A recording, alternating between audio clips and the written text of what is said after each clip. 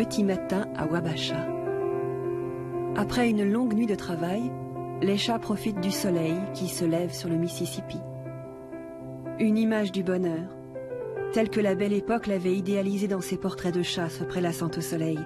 Chaleureuse incarnation du droit au bonheur, clé de voûte de la pensée individualiste. Mais très vite, la publicité s'empare de cette image pour vendre tout ce qui fait du bien. Chocolat, biscuits, chauffage, alcool. L'image rebelle du chat noir, réclamant le droit de mener sa vie comme il l'entend, est récupérée, détournée, avilie. Au fil du temps, le droit au bonheur se corrompt pour se confondre avec le droit à la consommation. Toujours plus luxueux. Du chat individu, icône de nos libertés, au chat objet, reflet de notre soumission à la société marchande.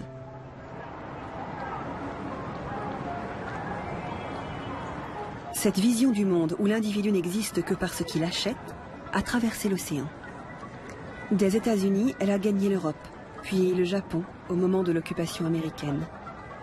En 50 ans, le pays du soleil levant qui faisait de la parcimonie une vertu s'est fourvoyé dans le consumérisme le plus abscon. L'image du chat autonome, esquissée à l'ère Meiji, s'est abîmée dans les mêmes égarements.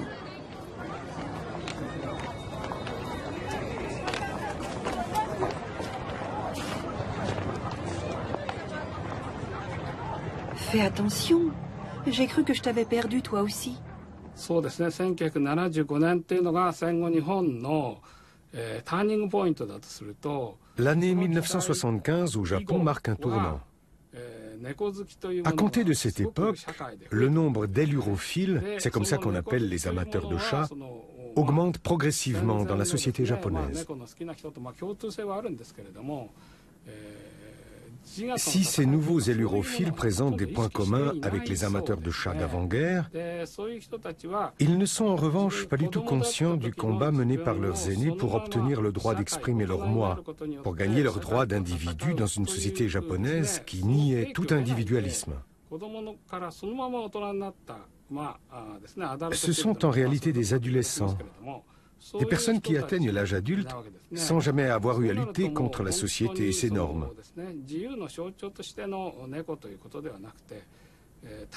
Pour cette génération, le chat n'est pas le symbole de la liberté, mais simplement le symbole de l'affirmation de soi, au sens de « j'ai tout à fait raison ». À peu près à la même période où le nombre d'amateurs de chats augmente, le concept de kawaii, en français vous diriez « trop mignon », fait son apparition chez les jeunes. Ce concept de kawaii va s'étendre à tout et devenir le critère majeur de valeur de ces générations. C'est à partir de ce moment-là que les chats vont être stylisés dans les mangas. Le célèbre chat blanc Hello Kitty en est un exemple typique. Ces chats dessinés, représentant des êtres réduits à leur seule apparence, au fait d'être mignons avant tout, sont entrés dans la vie des Japonais. Et cette image a supplanté l'image du chat réel, en chair et en os.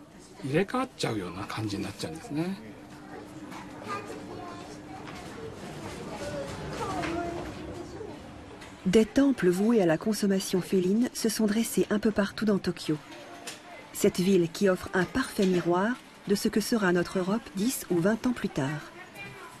8 milliards d'euros par an dépensés pour les animaux de compagnie au Japon. 4 milliards en France. Le chat occupe la première place parmi les animaux de compagnie. Un chat anthropomorphisé, couvert d'accessoires humains, bijoux, vêtements, dont l'animal n'a que faire, mais qui exalte le consommateur dans sa frénésie d'achat, au point d'en ignorer totalement l'animal réel, qui sert de prétexte à ce consumérisme absurde.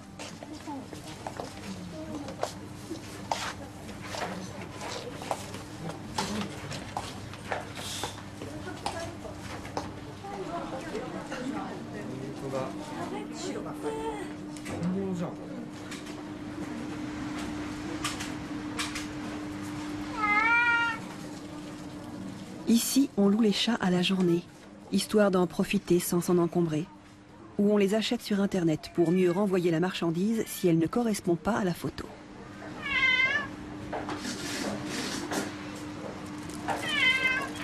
Conçu comme un accessoire de mode que l'on achète de telle ou telle autre race, ou avec une ou deux oreilles retournées selon le modèle en vogue, le chat se doit d'être kawaii, customisé et assorti au sac à main.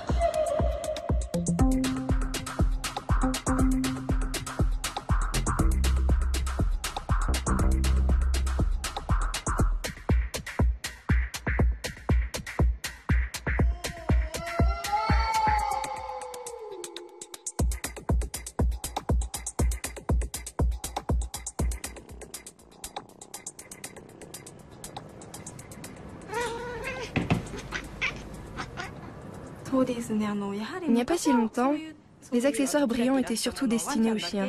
Mais ces derniers temps, les propriétaires de chats ne se contentent plus des seuls vêtements. Ils veulent aussi pouvoir offrir des bijoux à leurs minous. Ils les font porter à leur chat pour le prendre en photo ou bien lors d'occasions spéciales.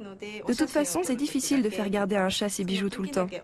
Et c'est comme ça qu'ils s'amusent ensemble, le propriétaire et le chat.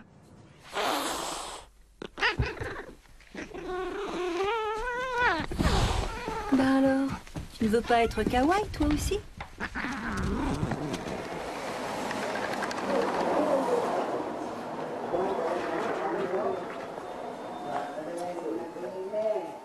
Eh bien, tu ne m'as pas l'air en forme?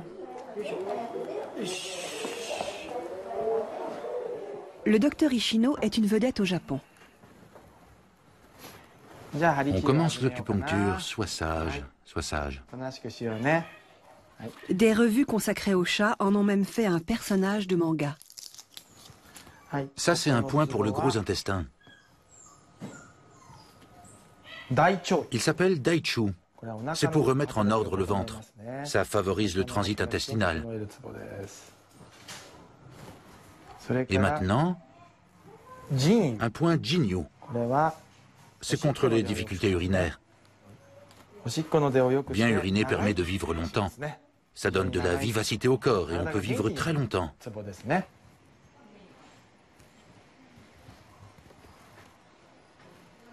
Au sommet du crâne, il y a le point Yakue. C'est efficace pour tout. Ces 10 dernières années, l'espérance de vie du chat japonais a doublé, passant de 5 à 10 ans. Comme les humains, les vieux chats développent des pathologies lourdes, diabète, cancer, Alzheimer. Des maladies largement dues à une nourriture aussi artificielle et polluée que celle de leur maître. Au mode de vie sédentaire et solitaire aussi, que la grande ville impose aux humains comme aux chats. Ça marche pour tout. Et un dernier point pour achever de te relaxer.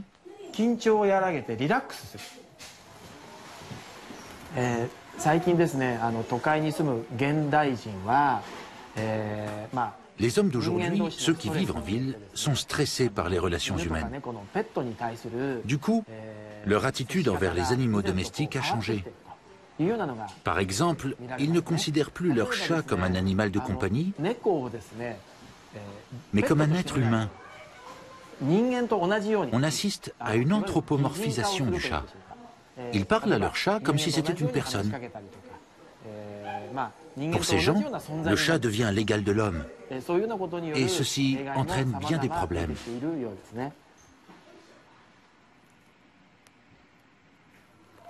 Ton traitement est presque fini.